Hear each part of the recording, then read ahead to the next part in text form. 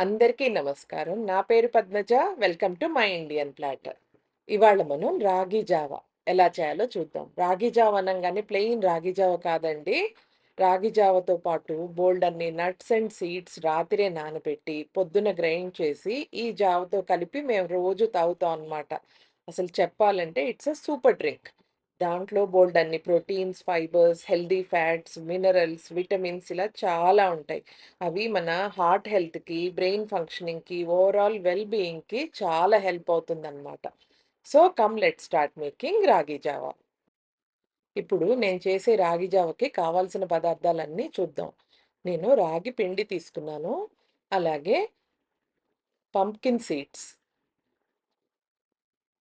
Walnuts, sunflower seeds, rolled oats మీ దగ్గర regular oats ఉంటే అవే తీసుకోండి.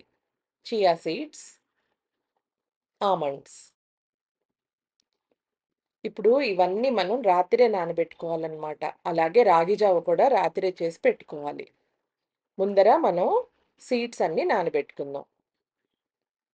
నేను మనిషికి ఒక స్పూన్ చప్పున తీసుకుంటానండి. మీకు ఎంత జావ కావాలో, ఎంతమంది తాగుతారో దాన్ని బట్టి తీసుకోండి. అలాగే వాల్‌నట్స్ అయితే నేను మనిషికి 2 చప్పున తీసుకుంటా.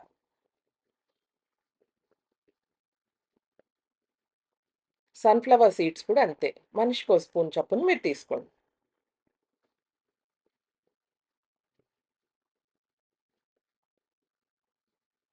ఆమండ్స్ అయితే మనిషికి 3 చప్పున నేనైతే 3 చప్పున తీసుకుంటా అనమాట. మీరు మూడో, నాలుగో ఎక్కువ తీసుకోవద్దండి. నట్స్ అవన్నీ కూడా మనం లిమిటెడ్‌గానే తీసుకోవాలి. ఎక్కువ తీసుకోవడం కూడా మళ్ళా మంచిది గాదు. నేను నట్స్‌ని, ఓట్స్‌ని సెపరేట్‌గా నానబెట్టుకుంటానండి. ఓట్స్‌తో పాటు షియా సీడ్స్ కూడా వేసి నానబెట్టుకుంటా. నేను ఓట్స్ 2 స్పూన్స్ తీసుకున్నాను. షియా సీడ్స్ 4 స్పూన్స్ తీసుకుంటున్నా. ఇవి సెపరేట్‌గా నానబెట్టుకోవాలి. దీంట్లో ఉన్న వాటర్‌ని మనం వాడుకొని గ్రైండ్ చేసుకుంటాము. కానీ నట్స్ నానబెట్టుకుంటాం గదా! ఆ వాటర్‌ని డ్రైన్ చేసేస్తాం అనమాట.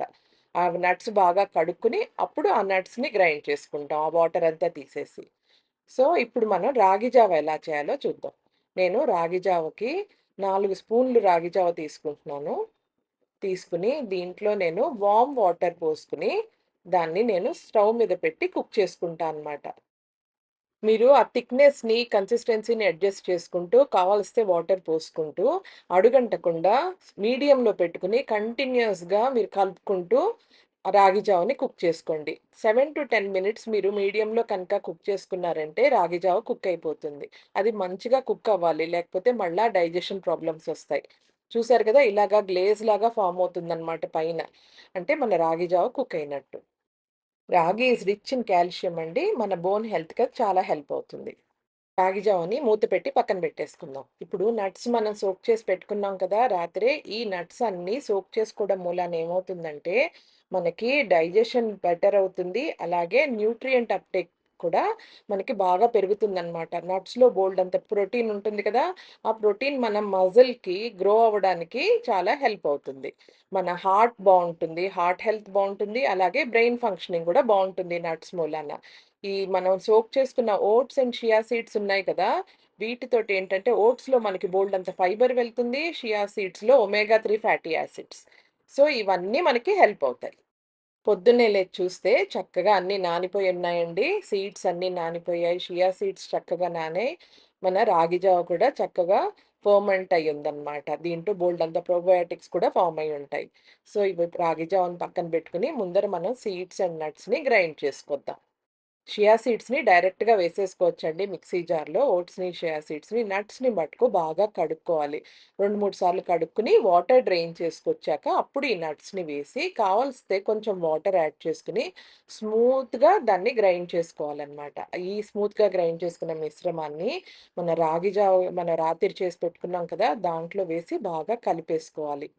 కలుపుకొని మనం కొంచెం సాల్ట్ యాడ్ చేసుకుందాం. సాల్ట్ కూడా చూసుకొని వేసుకోండి. ఎక్కువ సాల్ట్ ఏసుకోవద్దు.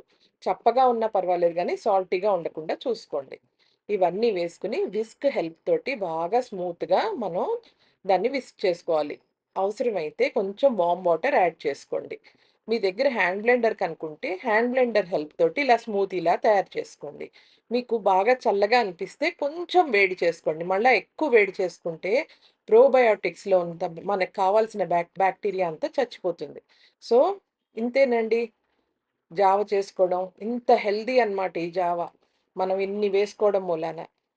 నేనైతే దీన్నొక సూపర్ డ్రింక్ అంటాను. మేమందరం దీన్ని ఒక్కొక్క గ్లాస్ తాగేసెళ్తాం. మీకు పొద్దున్నే బ్రేక్‌ఫాస్ట్‌కి కనుక టైం ఉండకపోతే, పిల్లలు మీరందరూ ఒక్కొక్క గ్లాస్ తాగి వెళ్లారంటే, మధ్యాహ్నం వరకు మీకస్సలు ఆకలేయదు. లంచ్ టైమ్ వరకు మీరు హ్యాపీగా మీ పనులన్నీ చేసుకోవచ్చనమాట. సో, మీరందరూ తప్పకుండా ఈ డ్రింక్‌ని ట్రై చేయండి.